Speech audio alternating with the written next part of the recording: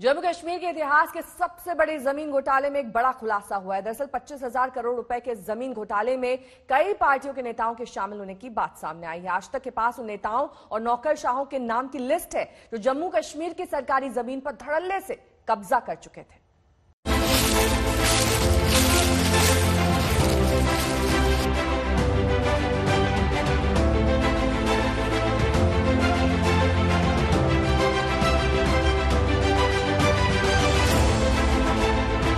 धरती की जन्नत कही जाने वाली कश्मीर की जमीन पर सिर्फ पाकिस्तान की ही नापाक नजरें नहीं टिकी हैं, बल्कि इस नायाब हसीन वादियों पर हक का दावा करने वाले लोगों ने भी इसे दिल खोल कर लूटा है।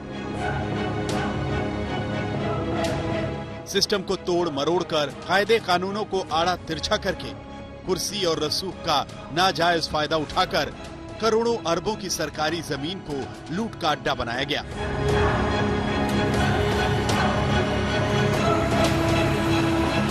कुर्सी पर काबिज चेहरे बदल गए, सत्ता की पकड़ रखने वाले लगातार बदलते रहे, लेकिन अगर कुछ नहीं बदला तो वो है सरकारी जमीन की लूट।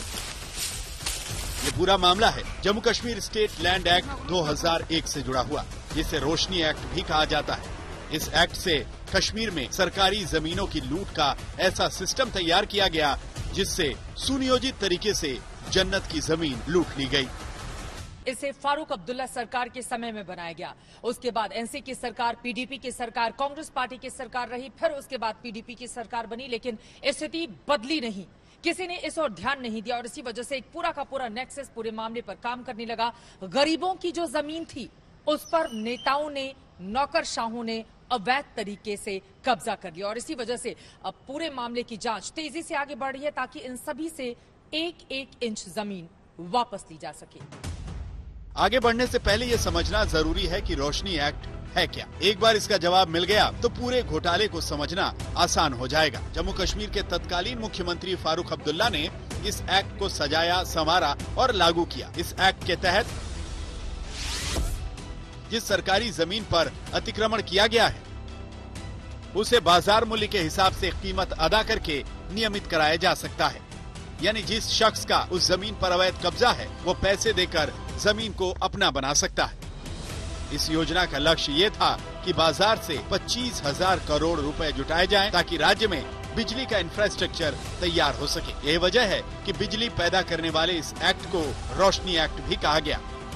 पहली बार जब फारूक अब्दुल्ला सत्ता में आए तो जमीन पर अतिक्रमण का कट ऑफ वर्ष 1990 रखा। यानी 1990 तक जिसके पास सरकारी जमीन पर कब्जा था वही इसका फायदा उठा सकते थे, लेकिन जिसका जैसे मन किया उसने वैसे इस सिस्टम को तोड़ा। 1996 में जब फारूक अब्दुल्ला दोबारा सत्ता में आए तो कट ऑफ डेट 2001 तक बढ़ा दिया।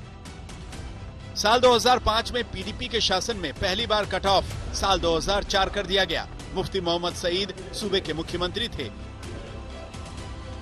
इसके बाद गुलाम नबी आजाद की सरकार ने एक बार फिर इस एक्ट में बदलाव करके कट ऑफ साल 2007 कर दिया। यानी सरकारें बदलती रहीं, लेकिन सरकारी जमीन की लूट जस की तस चलती रही।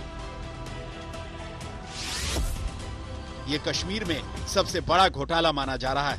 आरोप है कि कृषि भूमि को कौड़ियों के भाव बेच दिया गया। शहरों की सरकारी जमीन को इनाम और छूट के नाम पर बांटा गया। वन विभाग की जमीन को रिहायशी इलाकों में बदला गया और कौड़ियों के भाव बेच दिया गया।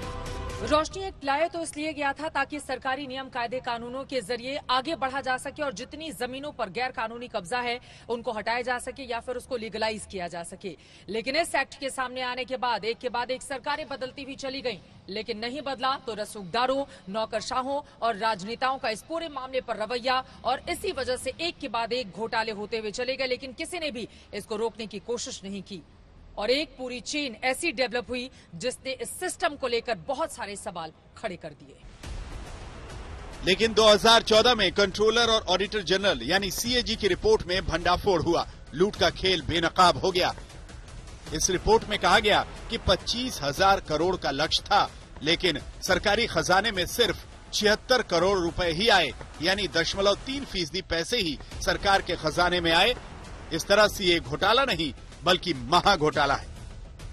इस बीच 28 नवंबर 2018 को जम्मू कश्मीर के तत्कालीन गवर्नर सत्यपाल मलिक ने रोशनी एक्ट को खत्म कर दिया। जम्मू कश्मीर सरकार ने जमीनों के तमाम ट्रांसफर रद्द कर दिए। अब मौजूदा उपराज्यपाल मनोज सिन्हा लूट के इस खेल को बेनकाब करने का मन बना चुके हैं। भ्रष्टाचार पर मेरी रणनीति बड़ी स्पष्ट है, जीरो टॉलरेंस टू करप्शन, और मैं समझता हूं उस पर मैं कायम हूं। केवल फारूक अब्दुल्ला साहब का ईडी ने मैंने अखबार में पढ़ा है, लेकिन पिछले एक सप्ताह से हर रोज कुछ गिरफ्तारियां हो रही हैं। अवैध ढंग से जिन लोगों ने संपत्ति जमा की है उनको हम अटैच करा रहे हैं, और ये अभियान हम अनवरत चलाएंगे। नहीं, कोई उसमें राजनीतिक पार्टी या किसी का सवाल नहीं। जिसने वो डरे जिसने लूट की है, वो डरे जिसने भ्रष्टाचार किया है, और इसको ऐसे लोगों को डरना भी चाहिए, चाहे वो अधिकारी हो चाहे राजनीति में हो। सरकार एक्शन में तो है ही। जम्मू कश्मीर हाई कोर्ट ने भी एक जनहित याचिका पर सुनवाई करते हुए रोशनी अधिनियम को असंवैधानिक घोषित किया है। इस फैसले में जम्मू कश्मीर हाई कोर्ट के मुख्य न्यायाधीश गीता मित्तल और न्यायमूर्ति राजेश बिंदल की बेंच ने जमीन घोटाले की जांच सीबीआई को सौंप दी। साथ ही जांच एजेंसी को हर 8 हफ्ते में प्रोग्रेस रिपोर्ट दायर करने के भी निर्देश दिए।